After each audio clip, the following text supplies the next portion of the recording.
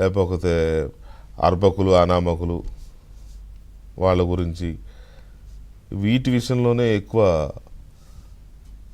జరుగుతోంది. అంటే మీడియా పోకడలు అలా ఉన్నాయి అన్ఫార్చునేట్లీ.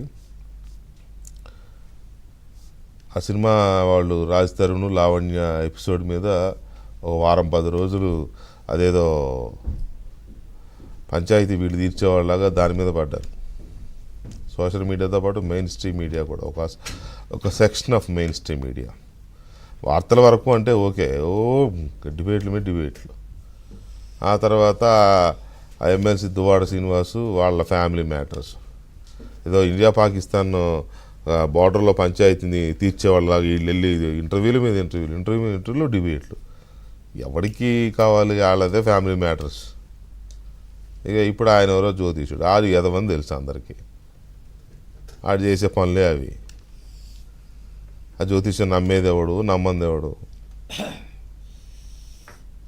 పైగా ఏ స్థాయికి వెళ్ళాడంటే జర్నలిస్టుల మీదే రివర్స్లో వెళ్ళే స్థాయికి వెళ్ళాడు. పైగా మూర్తి లాంటి నా కొలీగ్ మూర్తి లాంటి జర్నలిస్ట్ మీద. అక్కడ దాకా ఎందుకు వస్తున్నాయి అసలు, ఎందుకు తెచ్చుకుంటున్నాం? అందులో మన తప్పులంతా కూడా చూసుకోవాలి కదా. ఎవరిని ఎంతవరకు ఉంచాలో, ఎక్కడ ఆపాలో, వాడి స్థాయి ఏంటి, వాటితో ఈ సమాజానికి ఏమన్నా అవసరమా? ఆ సినిమా వాళ్ళు ఎవరో విడిపోతారు, ఇటు వాగాడంట జ్యోతిష్యం.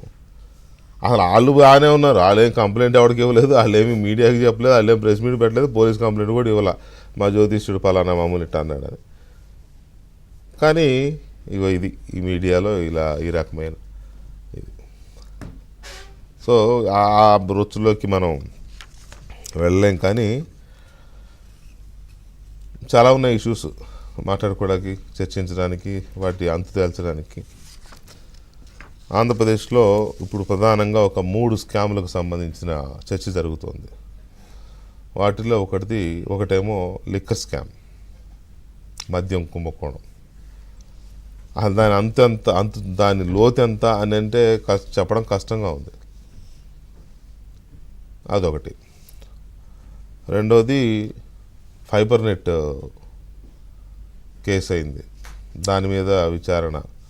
అతను సస్పెండ్ చేశారు, ఆ మాజీ ఎండీని, మధుసూదన్ రెడ్డి అతని పేరు. అదొకటి నడుస్తూ ఉంది. ఇంకొకటి ఐఎన్పిఆర్, సమాచార పౌర సంబంధాల శాఖ. ఎన్ని వందల కోట్లు సొంత మీడియాకు దోచిపెట్టాడు జగన్మోహన్ రెడ్డి అనే దాని మీద అదొకటి నడుస్తూ ఉంది. ఆ కమిషనరు చెప్పపెట్టుకోకుండా రిలీవ్ చేయకుండానే వెళ్ళిపోతే వీళ్ళు రిలీవ్ చేయలేదు, అది కేసు పెట్టారు. ఇప్పుడు అతను వెనక్కి వస్తాడనుకుంటా, విచారణకు ఎదుర్కోవాలేమో. సో వీటితో పాటు ఇంకా చాలా కేసులు వస్తున్నాయి, ఫైళ్ళు తగలబడుతున్నాయి. ముందుగానే ఊహించాడు ఫైళ్ళు తగలబెడుతున్నారు. నాకున్న సమాచారం మేరకు సమాచార పౌర సంబంధాల శాఖలో కూడా కొంతమంది అలర్ట్ అవుతున్నారని ఇవాళ ఉదయమే తెలిసింది. ఇదేదో డిబేట్లు కూడా వస్తున్నాయి, దీని మీద కొంచెం అలర్ట్గా ఉండండి అని ఎవరో ఒక పెద్ద మనిషి సమాచార శాఖలో కీలకమైన వ్యక్తికి ఫోన్ చేసి చెప్పినట్టుగా తెలిసింది. మరి అక్కడ ఫైళ్ళు తగలబడతాయా అంటే ఏమో, ఇప్పుడు తగలబడినట్టు అవి కూడా తగలబడతాయి, మనకేం తెలుసు. కాబట్టి ప్రభుత్వం కొంచెం వేగవంతం చేయాల్సిన అవసరం ఉంది దర్యాప్తుల్ని. ముందు ఆ ఫైళ్ళకి సెక్యూరిటీ కూడా చూసుకోవాలి. అవన్నీ డిజిటలైజ్ అయినాయో లేదో ఫైల్స్, ఆ బిల్స్, రిలీజ్ ఆర్డర్స్ ఇవన్నీ అయినాయో చూసుకోవాలి. సరే ఓకే, అవి ప్రభుత్వం చూస్తుంది. వాటితో పాటు మనం ఇవాళ ఒక్కొక్క స్కామ్ని మనం ఇక నుంచి దాన్ని చేద్దాం. ఇవాళకి దీని మీద మాట్లాడదాం.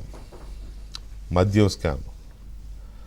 అసలు ఈ మద్యం స్కామ్లో 4-5 రకాలుగా జరిగినాయి. ఏంటి ఆ 4-5 రకాలు అని అంటే, ప్రపంచం అంతా దొరికే బ్రాండు